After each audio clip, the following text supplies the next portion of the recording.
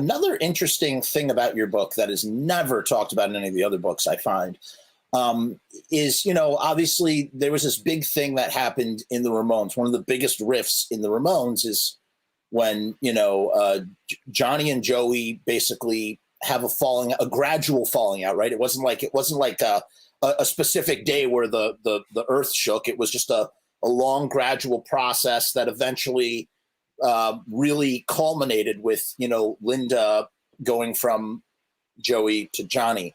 But what's interesting is, and then can you talk about first, it's mentioned in the book, you were the intermediary between these two guys. How does that work? What exactly because they're like in the same van. So is it literally Joey is going, "Hey, Monte, tell Johnny," and Johnny can hear this stuff, but he's still saying it to you for you to say it to Johnny? No. That was all overblown, It was all over exaggerated. They talk to each other, for God's sakes, not a lot. The thing is, they didn't socialize after the shows, Okay. They talk, of course, they had to get together and get the sets together. They had to agree on what songs to play. They had to get on stage together. It wasn't exactly as horrible as people make it. It got overblown over the years, basically, Right. There was never a point where Joey would say, "Hey, tell Johnny blah, blah." That never happened. No. No. That's a myth over the years. They just didn't socialize or talk a lot in the van, they'd sit in the van and have their own little Walkmans and music and do their own things and not talk. But, initially, they had to talk about what songs to play, how on the sets and the albums and get on stage. So, there was communication there. Just wasn't a huge amount of communication. There was tension there, but they kept it together because they realized that they didn't want to split up because the whole Ramones thing, the music, going on stage, getting the feedback from the crowd, that's amazing stuff. They didn't want to give that up. You play music? You say I'm music. I am music adjacent. For me, music is my baseball. You know what I mean? Like, I don't follow sports, but you've never been on stage playing or anything like that, right? Apart from jumping up at CBGBs and singing "I Want to Be Your Dog" with my friend in my friend's band one time. No. My history goes back. I was in bands. Have two albums on. You were Warner Brother Reprise. I toured with 30 Days Out, 1971, 72. We have two albums. What was it like playing with the Beach Boys, man? Amazing. What I'm trying to point out here is going on stage as a musician. Oh, okay. And when you're playing, the feedback of the audience, you're getting high if you're doing it right and well. You know what I mean? Right.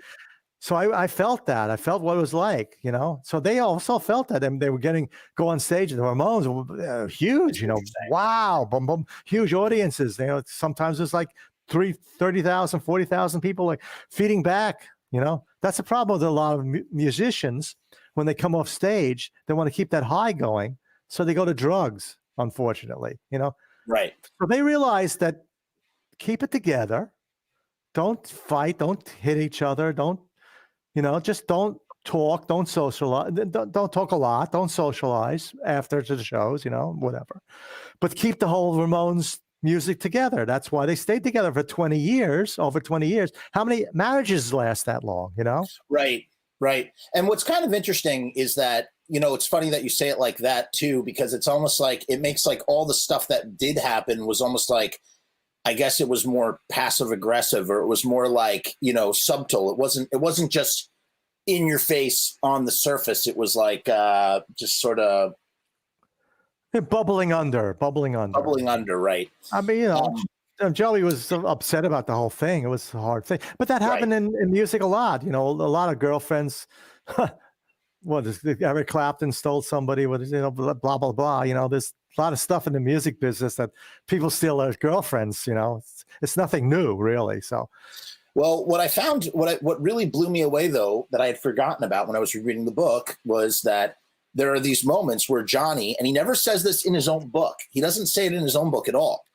And it's not talked about. Legs McNeil and Mickey don't talk about it, where Johnny admits to being like, every once in a while I would try and say hello or what's up or socialize, and was always sort of rebuffed, rebuked, whatever, just sort of like, just not wanting anything to, keeping or start off the tour with the best intention, that kind of thing. And it just kind of blew me away, because I had, again, there's like this thing about like, oh, they just never talked ever again, and that's it. No. They never put out all those albums, and got on stage. For God's sake, they got to talk about what songs to play and all that stuff, So yeah, it was a bit rough there dealing with it. I mean, Johnny did kind of, after he got together with Linda, kind of kept her away, Right. She was not there. He wouldn't have her come to the shows to show her face. He would keep her out at the soundboard, away from everything, away from out of Joey's sight, basically. See, I always wondered if Johnny is like trying to like socialize and talk with Joey in a non-business sense, is that Johnny sort of, because Johnny seems like the kind of guy who would never apologize for anything. There wasn't a lot of that. Yeah. There wasn't a lot of that him wanting to socialize with Joey. No. Yeah. No, definitely not. And then there's something that Johnny said after Joey died that kind of also took me aback. He says, quote, "I'm not doing anything without him. I feel that was it. He was my partner, me and him. I miss that." In that, even though he didn't, he stayed away at the very end of Joey's life, that clearly Johnny must have been incredibly affected by Joey passing away. Sure, he was affected by it, but he wouldn't go see him in the hospital. He wouldn't go talk to him. Right. But he was, of course, I mean, for God's sakes, it was Johnny and Joey basically for 20 years, 22 years. So he realized that was a part of history. Yeah, he was that, and I just thought that was interesting, because he says in your book, he goes, well, as long as Joey was still there, since him and Joey had been there from the beginning, as long as Joey's around, maybe one day we'll do another song again, or one day we'll do something. But then when that Joey had died, he was hit with this, realized that is it. That is the end of everything. And you can replace the drummers, the bass players, not Joey. No, most certainly not. It's funny. I've been trying to like figure out, there's like a formula almost, like when does a band stop becoming a band?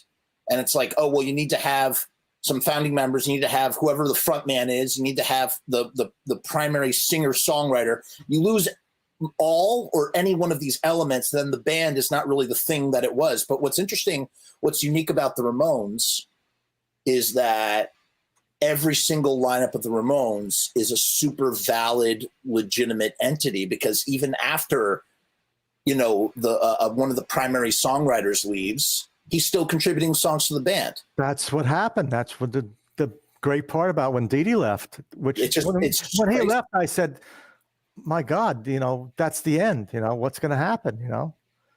He's the major factor, but he realized that he was making money and writing songs for them. And they said, great, we'll use your songs. We have a young Dee Dee and CJ, so it worked out very well.